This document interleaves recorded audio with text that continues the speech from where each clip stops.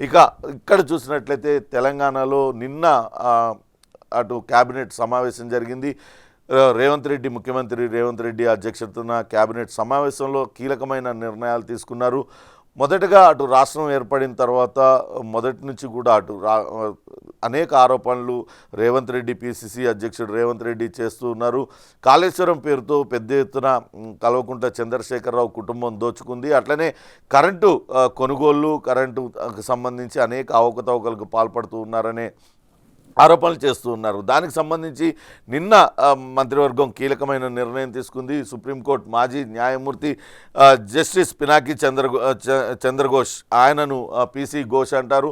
ఆయన senior judge, supreme court న్యాయమూర్తిగా పనిచేశారు. ఆయన ఆధ్వర్యంలో కాళేశ్వరం ప్రాజెక్టు పైన ఒక జ్యుడిషియల్ కమిషన్ని వేశారు.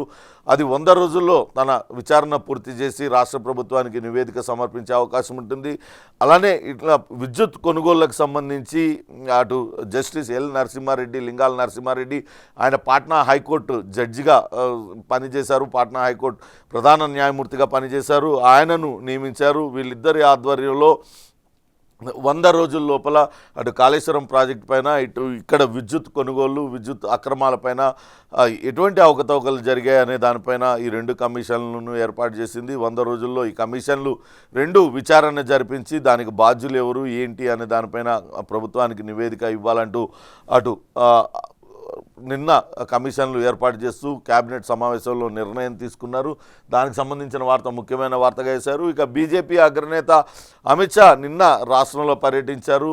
కొంతమంది సోషల్ మీడియా వారియర్స్తో ఆయన సమావేశమయ్యారు. ఆ తర్వాత ఆయన మాట్లాడారు.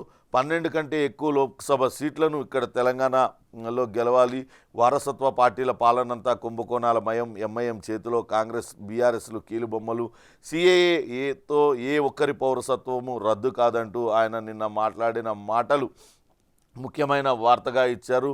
అటు మొత్తం కేంద్రంలో బీజేపీకి 400 సీట్లు వరకు వస్తాయి, తెలంగాణలో 12 సీట్లకు పైగా గెలవడమే లక్ష్యంగా మనం పనిచేయాలంటూ ఆయన సోషల్ మీడియా వారియర్స్కు అట్లనే అటు బీజేపీ అగ్రనేతలకు అందరికీ కూడా నిన్న దిశానిర్దేశం చేశారు. దానికి సంబంధించిన ముఖ్యమైన వార్తగా చేశారు. ఇక రాష్ట్రంలో కొత్తగా 16 కార్పొరేషన్లు ఏర్పాటు చేయాలి, కుల వృత్తులకు ఆర్థికంగా అండగా ఉంటాం, అర్హులందరికీ తెల్ల రేషన్ కార్డుతో సంబంధం లేకుండా ఆరోగ్యశ్రీతో వాళ్ళందరికీ కూడా మెరుగైన వైద్య చికిత్స, అలానే 2008 డిఎస్సి అభ్యర్థులందరికీ ఉద్యోగాలు, మహిళా సంఘాల ఉత్పత్తులకు బ్రాండింగ్, వీటిలన్నింటినీ కూడా నిన్న క్యాబినెట్లో చర్చించారు. వాటిలన్నిటికీ రాష్ట్ర మంత్రిమండలి ఆమోదం తెలిపింది అనే వార్తను ఇచ్చారు. మంత్రివర్గ సమావేశం ముగిసిన తర్వాత అటు మీడియాతో రేవంత్ రెడ్డి మాట్లాడారు. పక్కనే మంత్రులు పొంగులేటి శ్రీనివాసరెడ్డి, కోమటిరెడ్డి వెంకటరెడ్డి ఉన్నారు. చాలా నిర్ణయాలను నిన్న క్యాబినెట్ సమావేశంలో ఆమోదించుకున్నారు. వాటి వల్ల అనేక మంది ప్రజలు లబ్ధి పొందుతారు. కుల వృత్తులకు ఆర్థికంగా అండగా నిలబడటంతో సహా 2008 డిఎస్సి అభ్యర్థులు ఇటీవలనే వాళ్ళ ఆందోళన చేశారు.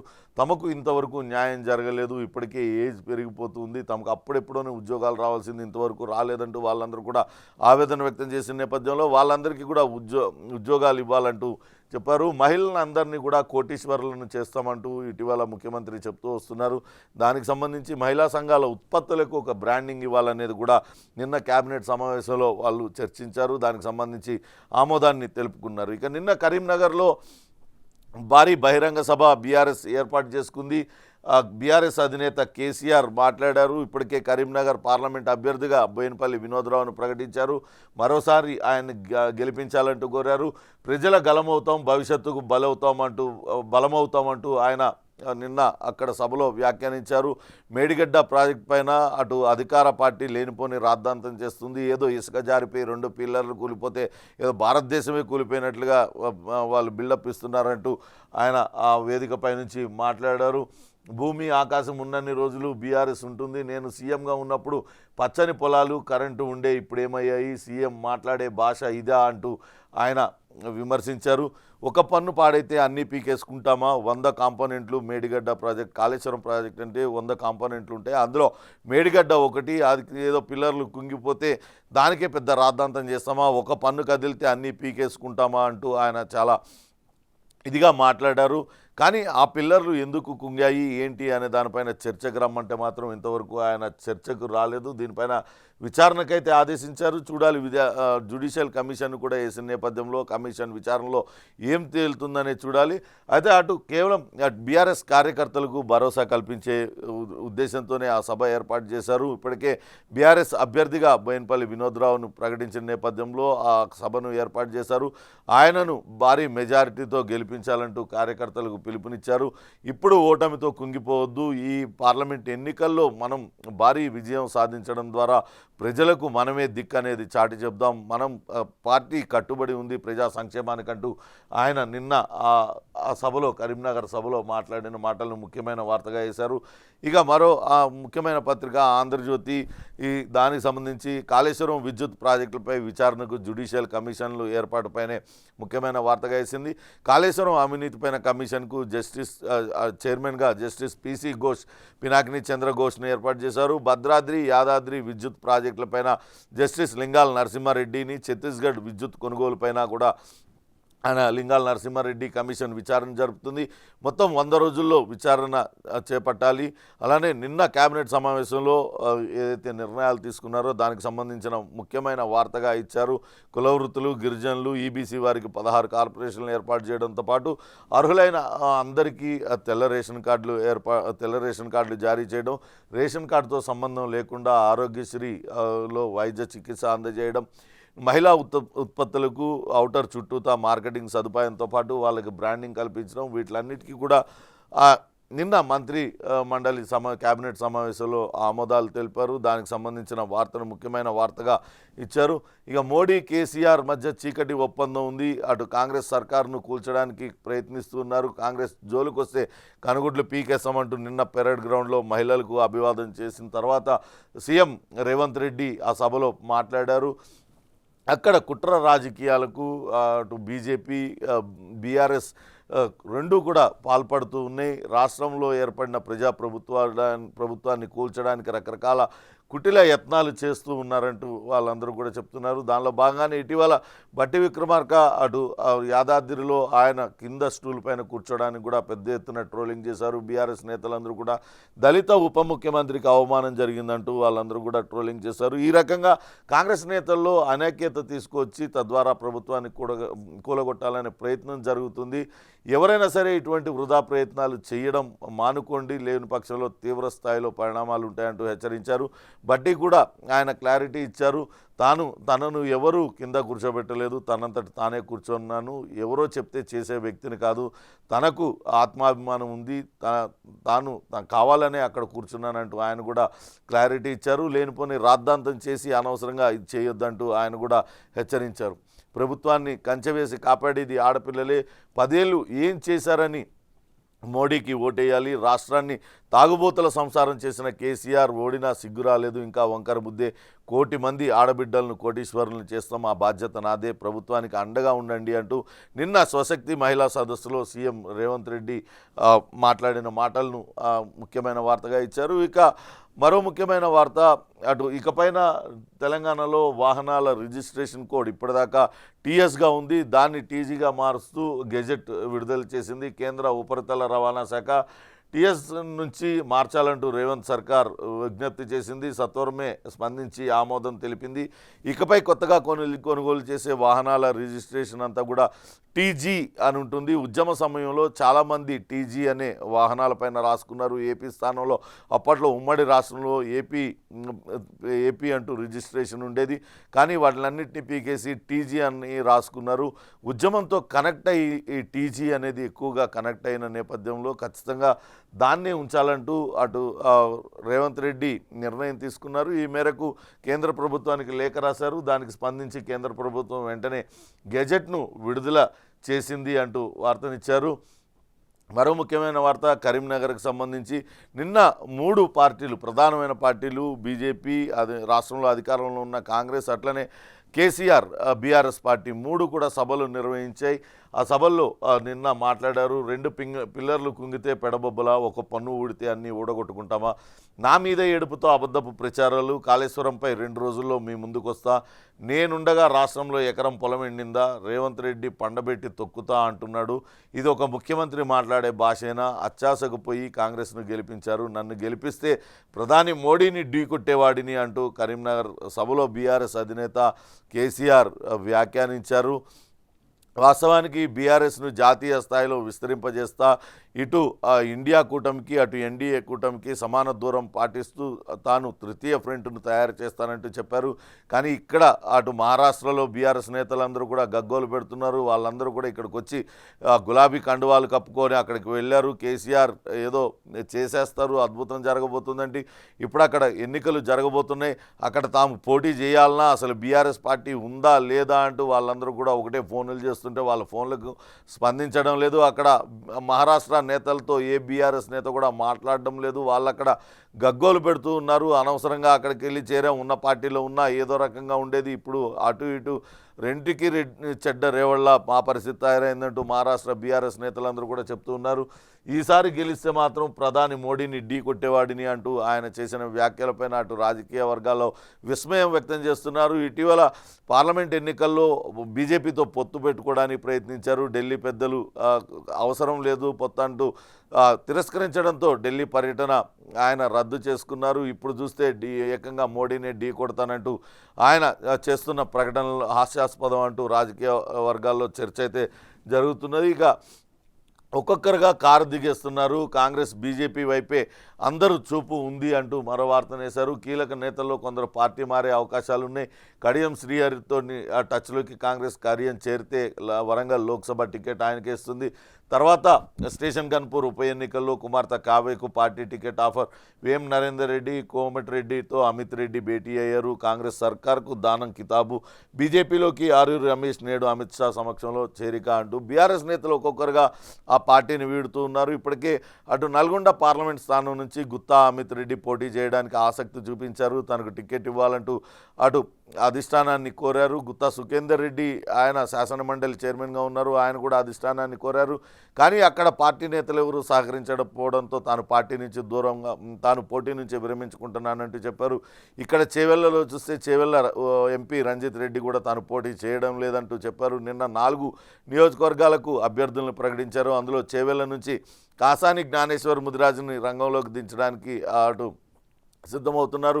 మల్కాజ్గిరి నుంచి మొదటి నుంచి కూడా అటు మల్లారెడ్డి పట్టుబట్టారు. తన కుమారుడు భద్రారెడ్డికి టికెట్ ఇవ్వాలంటూ ఆయన తాను గెలిపిస్తానంటూ చెప్తూ వచ్చారు. కానీ అనూహ్యంగా ఆయన కూడా పోటీ నుంచి విరమించుకున్నారు. మాకు టికెట్ వద్దు మహాప్రభు అంటూ అక్కడ శంబీపూర్ రాజుని అక్కడిని పార్లమెంట్ అభ్యర్థిగా బీఆర్ఎస్ పెట్టింది. ఒక్కొక్కరుగా బీఆర్ఎస్ పార్టీని అందరూ కూడా వీడుతున్నారు అనే వార్తనిచ్చారు. ఇప్పటికే కడియం శ్రీహరి కాంగ్రెస్ నేతలతో టచ్లోకి వచ్చారు. అట్లనే ఆయన అమిత్ రెడ్డి భేటీ అయ్యారు.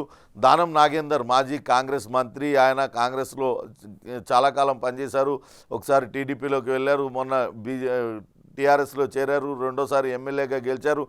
ఆయన కూడా పార్టీ మారేందుకు సిద్ధమవుతున్నారు. కాంగ్రెస్ సర్కారును ఆయన పొగుడుతూ ఉన్నారనే వార్తనిచ్చారు.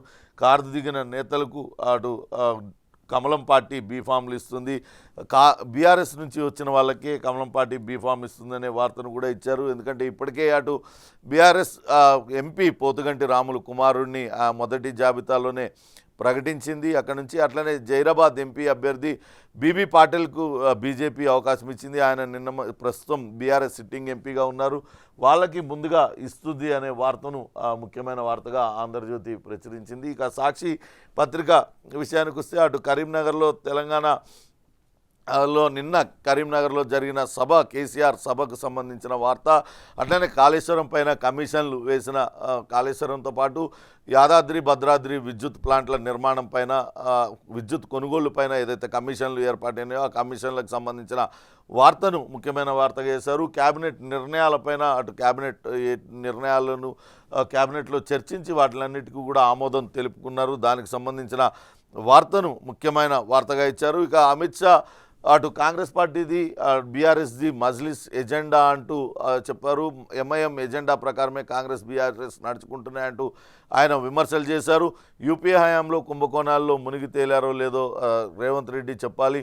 తెలంగాణను రజాకర్ల చెర నుంచి దూరం చేయగలిగేది బీజేపీనే, రాబోయే ఎన్నికల్లో 12 సీట్లలో గెలిపే లక్ష్యంగా పనిచేయాలంటూ నిన్న కార్యకర్తలకు దిశానిర్దేశం చేశారు. దానికి సంబంధించిన వార్తను ముఖ్యమైన వార్తగా అటు సాక్షి పత్రిక ప్రచురించింది. ఇక V6 వెలుగు కనుక చూసినట్లయితే నిన్న సికింద్రాబాద్ పెరేడ్ గ్రౌండ్స్లో మహిళా స్త్రీ శక్తి సదస్సు జరిగింది. ముఖ్యమంత్రి రేవంత్ రెడ్డి ముఖ్య అతిథిగా హాజరయ్యారు. దానికి సంబంధించి అటు మహిళా స్వయం సహాయక సంఘాలకు దాదాపుగా 13,049 సంఘాలు ఉన్నాయి. వాటిలన్నిటికీ కలిపి 1,089,21,00,000 రూపాయల చెక్కును వాళ్ళ ఖాతాలలో ఇచ్చారు, వాళ్ళ ఖాతాలలోకి జమ చేశారు. ఆడబిడ్డలే మా బలం, 5 ఏళ్లలో 1 కోటి మంది మహిళలను కోటీశ్వరులను చేస్తామంటూ రేవంత్ రెడ్డి ఆ సభా వేదికను పైనుంచి ప్రకటించారు. ఇప్పటికే ఇందిరమ్మ ఇళ్లలో కూడా మహిళలకే ప్రాధాన్యత ఉంటుంది, మహిళల పేరుతోనే పట్టాలు ఇస్తాం, ఆ ఇంటికి ఆ యజమానురాలిని చేస్తాం, మహిళలు బాగుంటేనే కుటుంబం అంతా కూడా బాగుంటుందని చెప్పిన నేపథ్యంలో నిన్న అటు స్వయం సహాయక బృందాలన్నిటికీ కూడా పెద్ద ఎత్తున నగదు రిలీజ్ చేశారు. ఆడబిడ్డలే మా బలం, ఈ ప్రభుత్వాన్ని కూలగొట్టడానికి కుట్రలు జరుగుతున్నాయి, ఆడబిడ్డలే అండగా ఉండి కాపాడుకుంటారంటూ ఆయన చేసిన వ్యాఖ్యలను ముఖ్యమైన వార్తగా ఇచ్చింది. కేసీఆర్కు ఆడబిడ్డ అంటే కవిత తప్పితే ఎవరూ కనిపించలేదు, అందుకే మంత్రివర్గంలో మొదటగా ఎవరికి ఇవ్వలేదు, తర్వాత కంటి తుడుపు చర్యగా సవితా ఇంద్రారెడ్డికి సత్యవతి రాథోడ్కి మంత్రి పదవి ఇచ్చారు. మొదటిసారి అసలు ఎవరిని కూడా మంత్రివర్గంలోకి మహిళలను తీసుకోలేదు. కవితకు మాత్రం ఆమెకు ఎంపీగా సీట్ ఇచ్చారు, ఎంపీగా ఓడిపోతే ఎమ్మెల్సీని చేశారు. ఇలా ఆమె ఆడబిడ్డ అంటే కవిత ఒక్కటే కేసీఆర్కి, రాష్ట్రంలో ఉన్న ఆడబిడ్డలు ఎవరు ఆయనకు కాదు అంటూ తీవ్ర విమర్శలు చేశారు. ఆడబిడ్డలు ఉసురు తగిలే ఫామ్ హౌస్కి వెళ్ళాడు.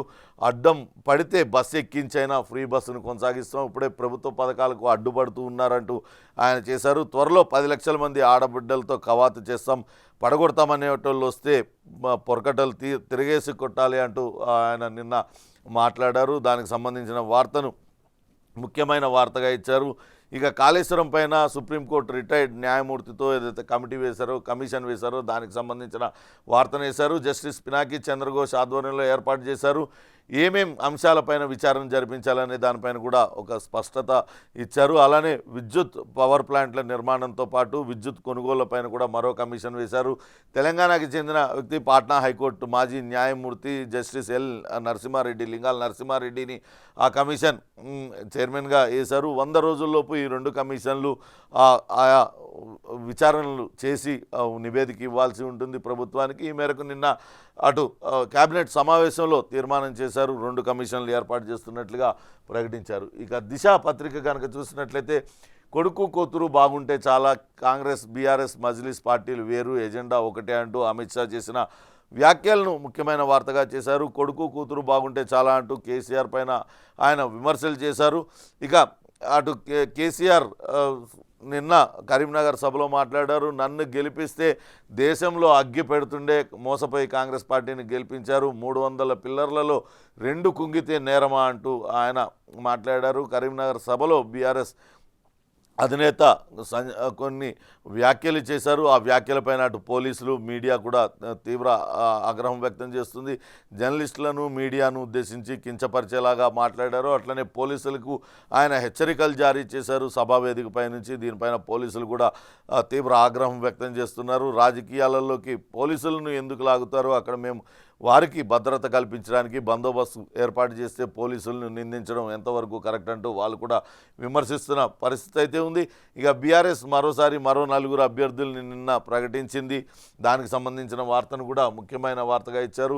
2008 డిఎస్సి అభ్యర్థులకు ఉద్యోగ అవకాశాలు కల్పిస్తామంటూ నిన్న కేబినెట్ సమావేశంలో సంచలన నిర్ణయం తీసుకున్నారు. కొన్ని లక్షల మంది, కొన్ని వేల మంది ఎప్పటి నుంచో ఎదురు చూస్తూ ఉన్నారు.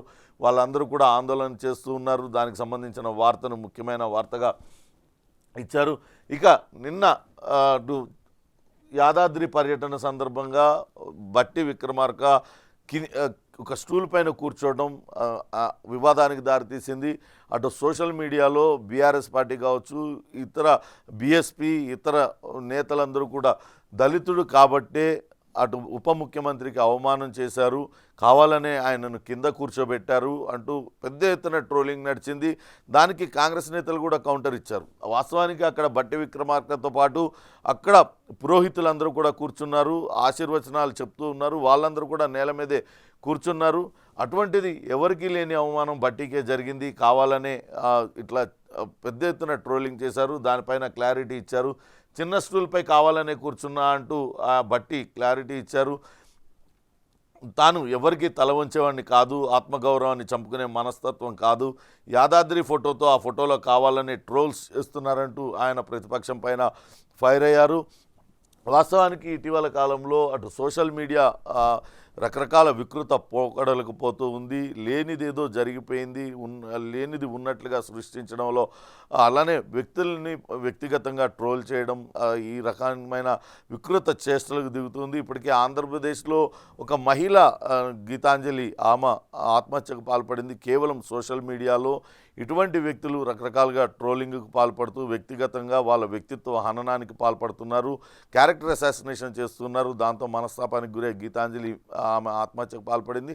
బట్టి ఫోటోను కూడా ఆయన ఒక దగ్గర స్టూల్లో కూర్చొని ఉన్నారు, ఇంకో దగ్గర ఆ గుంపులో వెనకాల ఉన్నారు. కావాలనే బట్టిని వెనక్కి నెట్టేశారు, కావాలనే బట్టిని కింద కూర్చోబెట్టారు. దళితుడు కాబట్టే అవమానం జరిగిపోయిందంటూ పెద్ద ఎత్తున ట్రోల్స్ అటు బీఆర్ఎస్ పార్టీ సోషల్ మీడియా విస్తృతంగా ప్రచారం చేసింది. కూర్చునే స్థానాలను బట్టి కులాలను ఆపాదిస్తారా అంటూ కూడా ఇటు కాంగ్రెస్ ఇతర కాంగ్రెస్ పార్టీతో పాటు నెటిజన్లు కూడా ప్రశ్నించారు. కానీ వాళ్ళు ట్రోల్ చేస్తూనే ఉన్నారు. ఇప్పుడు బట్టి దానిపైన ఒక క్లారిటీ ఇచ్చారు. తాను ఎవరికి తల వంచేవాడిని కాదు, తాను కావాలనే అలా కూర్చున్నాను, లేనిపోని రాద్ధాంతం చేస్తుంది బీఆర్ఎస్ అంటూ బీఆర్ఎస్ పార్టీ నేతలపైన ఫైర్ అయ్యారు. ఇకనైనా పద్ధతి మార్చుకోవాలంటూ వాళ్ళందరికీ కూడా హెచ్చరికలు జారీ చేశారు. ఇది వాళ్ళ ఇంట్రెస్టింగ్ టాపిక్స్.